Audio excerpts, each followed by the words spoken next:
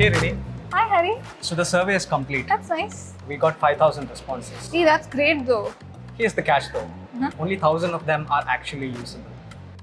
Classic, right? Yeah. Thank God for disqualification logic and screening questions. Absolutely.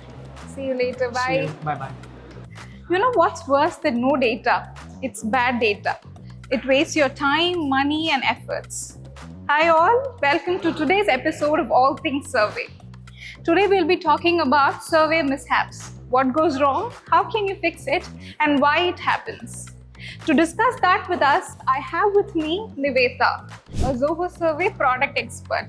She has seen survey mishaps firsthand and knows how to fix them. Hi Niveta, thanks Hi, a lot Rini. for joining us. Happy to be here.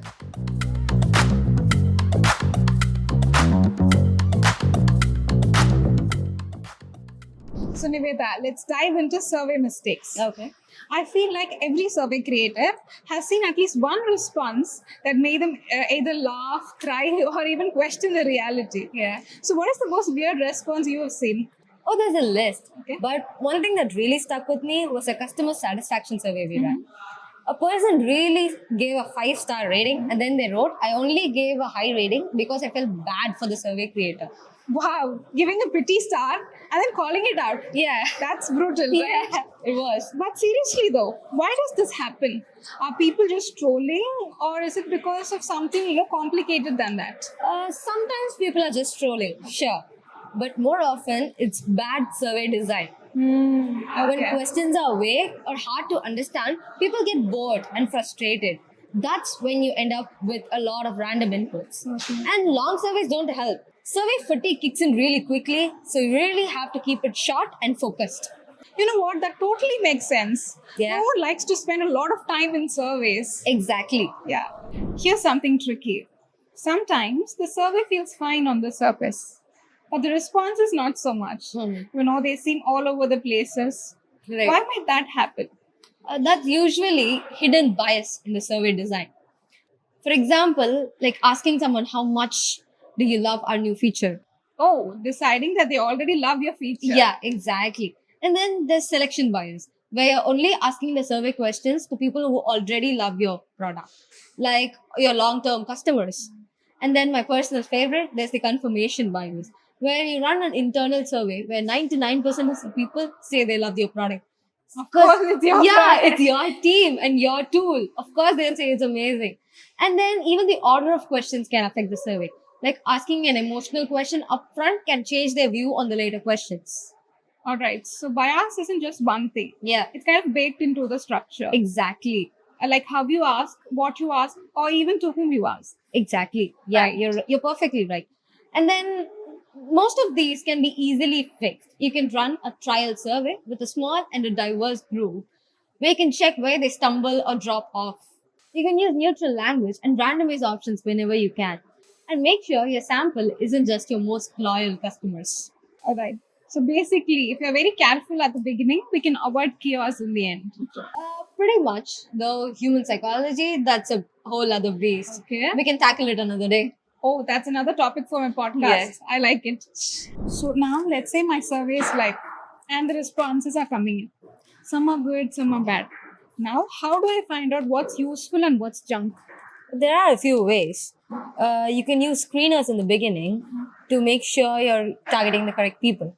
And then disqualification logic helps weed out folks who don't fit the criteria. Hmm.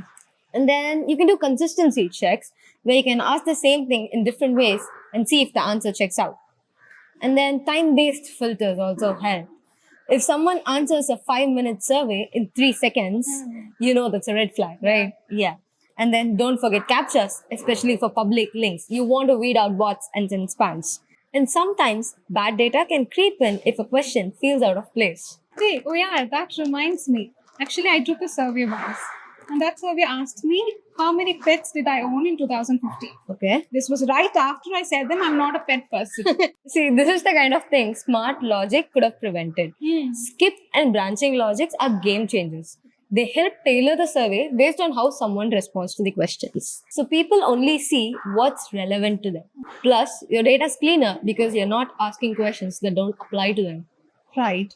So messy answers always points back to messy questions. Exactly. Now let's talk about questions, Hmm. especially the open-ended ones. Oh, yeah. They're good in theory, but the reality, the answers they get, lorem ipsum content, some random stuff. How do we even prevent that? Right. Open-ended questions can work really well, but you have to guide people. Make sure that you're specific. You have to ask someone like, if you want to ask how much do you love our product, you should instead ask what's one thing we could improve. And also set expectations. Say something like just 1 or 2 sentences is fine. If people know what you're looking for, your answers will be more focused and to the point. And honestly, it's not just open-ended questions, even the regular questions. People should avoid vague questions and double-barrel phrasing. All right. So now we follow every best practice in the book, like clean structure, solid survey logics. Is it possible to completely escape junk data?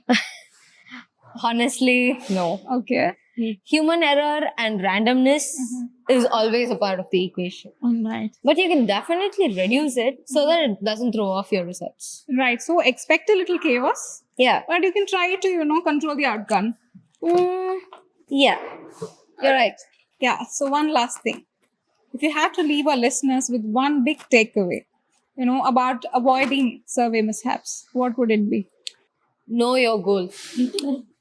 If you are clear about what you want, everything else becomes easier. Your questions get sharper, your audience become clearer, and you stop collecting fluff. Most of the survey problems start because the goal was fuzzy to begin with. That's so true. If your Yeah. goal is fuzzy, your data will be even more fuzzier. Yeah.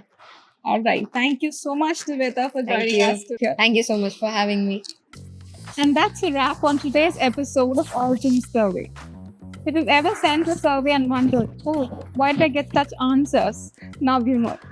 Mishaps happen, but the good news is, with a little planning, you can dodge most of them. So until next time, keep your surveys smart, your questions sharp, and your data drama free. Thank you.